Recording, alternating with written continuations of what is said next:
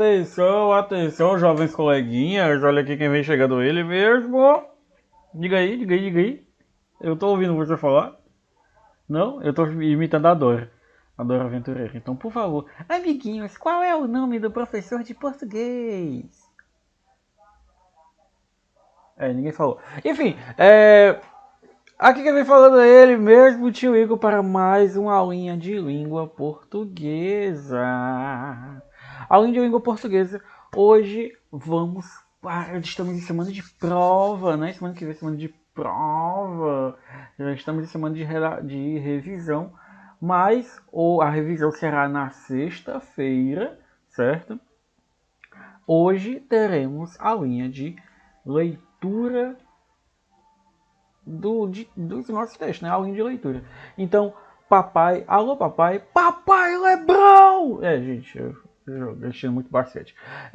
Alô papai, alô mamãe, alô titia, alô responsável que está aí. Eu quero que você pegue este aluno que está em vossa frente e obrigue-o a ler em voz alta, certo? Você vai seguir os passos, vocês já sabem como é todo o processo de aula de leitura, né? Então eu peço encarecidamente que vocês sigam os passos, tá bom?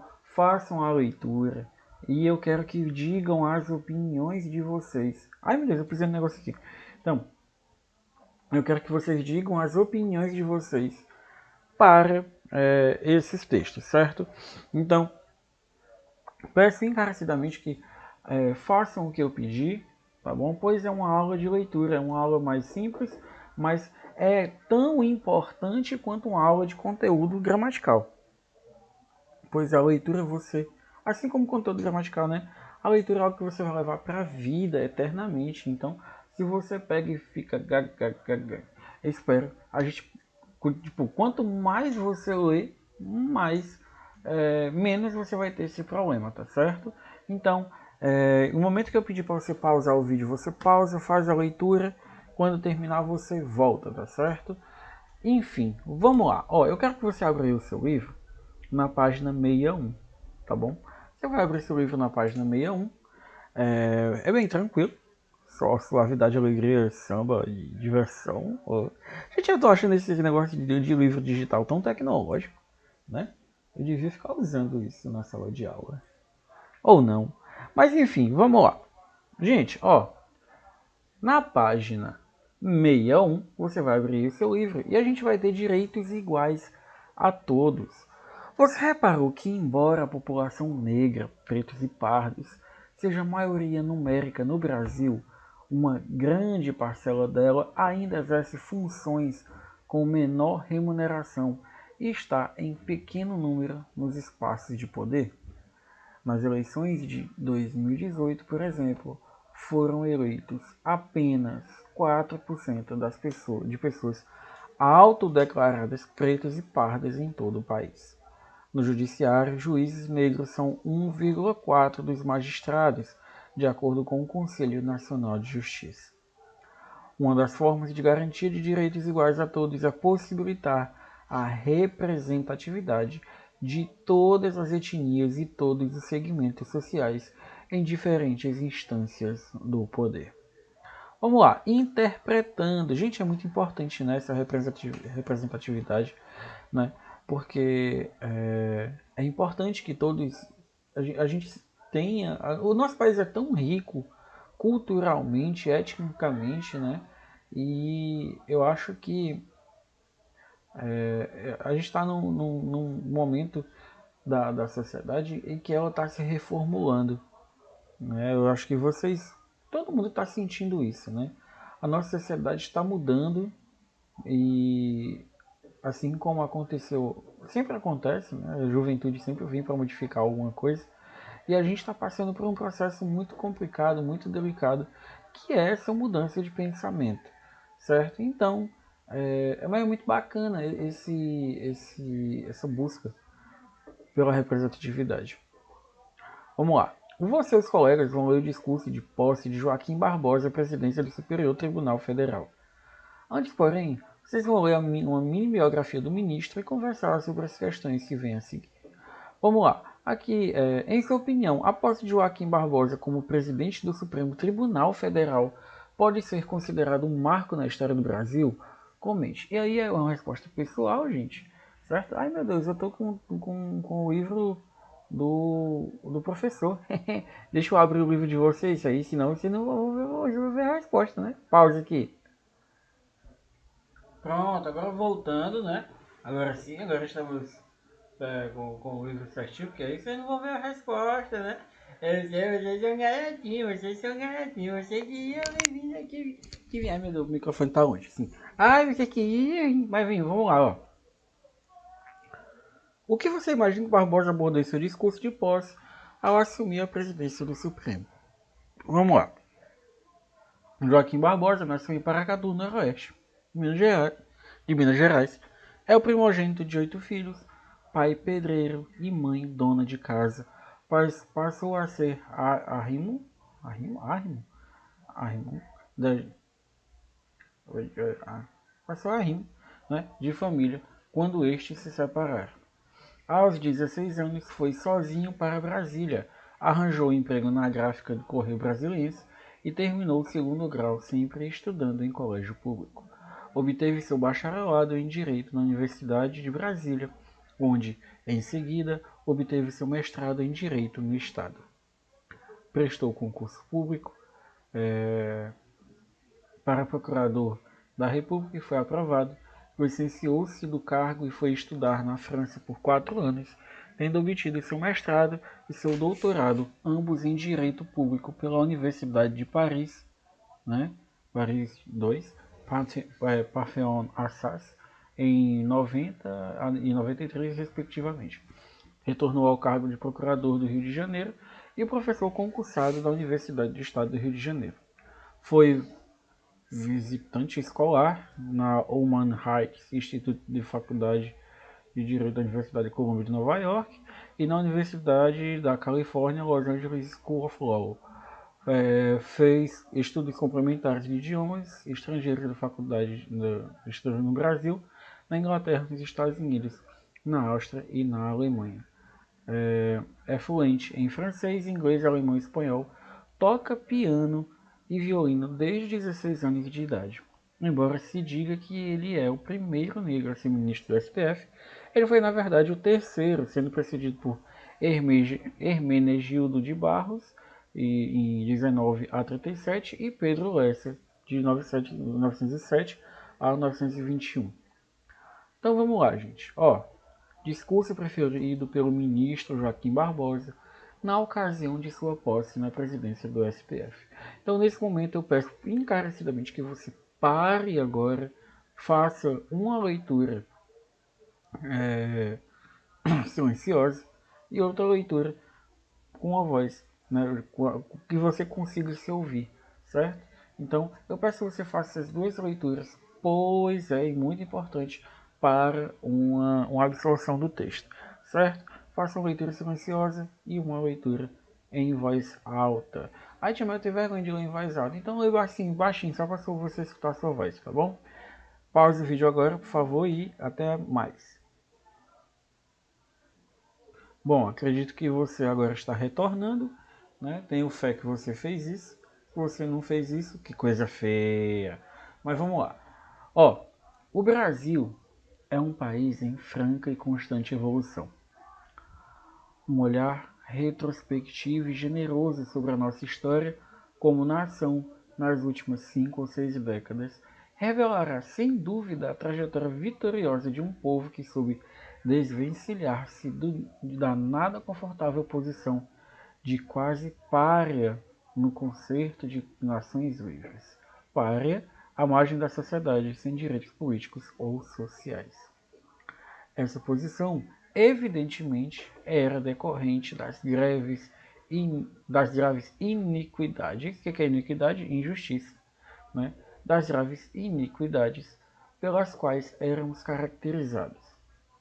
E passou a ingressar no seleto grupo das nações respeitáveis, cujas instituições políticas podem, sem a menor sombra de dúvida, servir de modelo a diversos estados cuja institucionalidade ainda está em vias de construção. Não se pode falar em instituições sólidas sem o elemento humano que as impulsiona. Uma vez que estamos em uma casa de justiça, tomemos como objeto de reflexão o homem magistrado. O homem magistrado é aquele que tem plena e total consciência dos seus limites e das limitações que lhe são impostas pela sua condição funcional. Não basta ter uma boa formação técnica, humanística e forte apego aos valores éticos, que, em realidade, devem ser guias comportamentais de qualquer agente estatal e mesmo de agentes privados. O juiz deve ter presente o caráter necessariamente laico. O que é laico? Quem ou que é independente em face de clero da igreja e em sentido mais amplo de toda a confissão religiosa, né? Gente, o laico ele não tem religião, certo? O pessoal, né? O Joaquim Barbosa, pessoa física, ele tem a religião dele. Mas o que ele está falando no discurso é que um juiz, não a pessoa, gente, você separa isso, a pessoa. O juiz, ele não pode ser, ele não pode ter religião, ele tem que ser laico, certo? Vamos lá. O juiz deve ter presente o caráter necessariamente laico da missão constitucional que lhe é confiada e velar para que as suas convicções e crenças mais íntimas não contaminem a sua atividade, que é uma das mais relevantes para o convívio social, além de fator de fundamental importância para o bom funcionamento de uma economia moderna e para uma sociedade dinâmica, inclusiva e aberta a toda e a qualquer mudança que traga melhorias para a vida de todas as pessoas. A justiça por si só e só para si não existe. Só existe na forma e na medida em que os homens a querem e a concebem. A justiça é humana, histórica. Não há justiça sem leis, nem sem cultura. A justiça é alimento íncito, que é íncito, inerente, inato. A justiça é alimento íncito ao convívio social. Daí porque a noção de justiça é indissociável da noção de igualdade. Em outras palavras, quando se associam justiça e igualdade, emerge na sua inteireza o cidadão reivindicar o mais sagrado dentre os seus direitos, qual seja o direito de ser tratado de forma igual, de receber igual consideração, a mesma que é conferida ao cidadão A ou ao cidadão C ou B. Gente, que discurso, viu? Então aí vocês vão ter depois a atividade, tá bom? E aí vamos dar uma paradinha aqui, né? Personalidades negras que fizeram história. Vamos aí para mais um textinho, certo?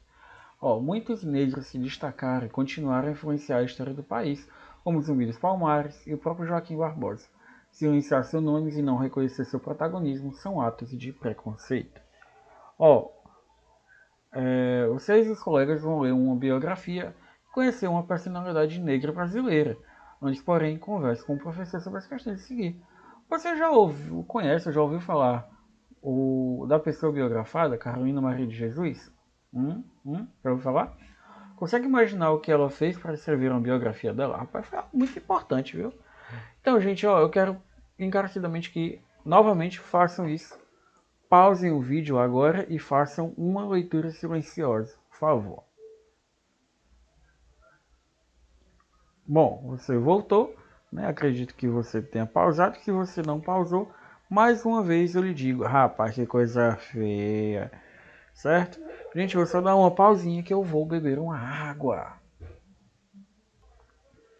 Bom, gente, voltando, né? Minha aguinha estava geladinha, mas vamos lá. Carolina Maria... Ai, meu Deus, passei demais. Carolina Maria de Jesus. Ai, meu Deus, foi isso. Vamos lá, 1914 a 77. Carolina Maria de Jesus nasceu no interior de Minas Gerais, em Sacramento, no dia 14 de março de 1914. Vinda de uma família extremamente pobre, tinha mais 7 irmãos e teve que trabalhar cedo para ajudar no sustento da casa. Por isso, estudou apenas até o segundo ano primário. Na década de 30, mudou-se para São Paulo e foi morar na favela do Canindé. Ganhava seu sustento e de seus 3 filhos catando papel. No meio do lixo, Carolina encontrou uma caderneta onde passou a registrar seu cotidiano em forma de diário. Segundo Magna Bosco, mesmo diante de todas as mazelas, perdas e discriminações que sofreu em Sacramento por ser negra e pobre, Carolina revela, através de sua escritura, a importância do testemunho como meio de denúncia sociopolítica de uma cultura hegemônica que exclui aqueles que lhe são alteridade. Descoberta pelo jornalista Audálio Dantas, repórter da Folha da Noite, Carolina teve suas anotações publicadas em 1960 no livro Quarto de Despejo, que vendeu mais de 100 mil exemplares.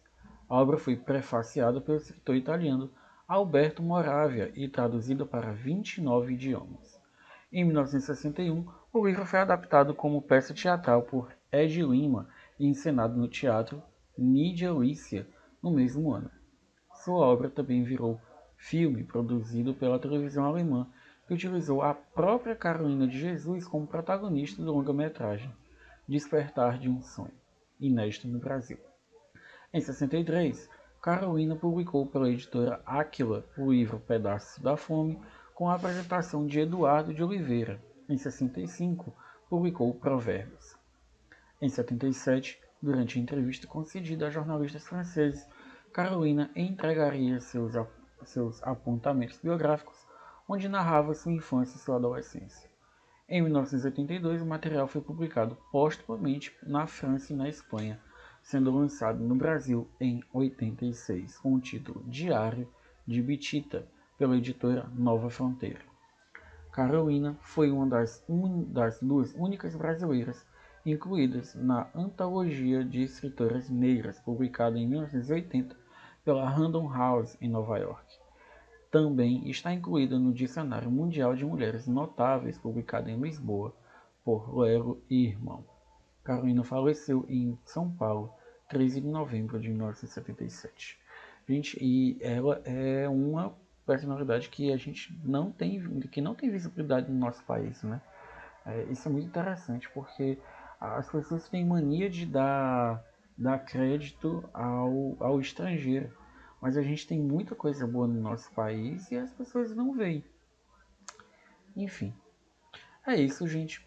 Vocês vão fazer as atividades, certo? E sexta-feira temos nossa revisão. Ficamos por aqui. Beijo, beijo, beijo. Tchau, tchau.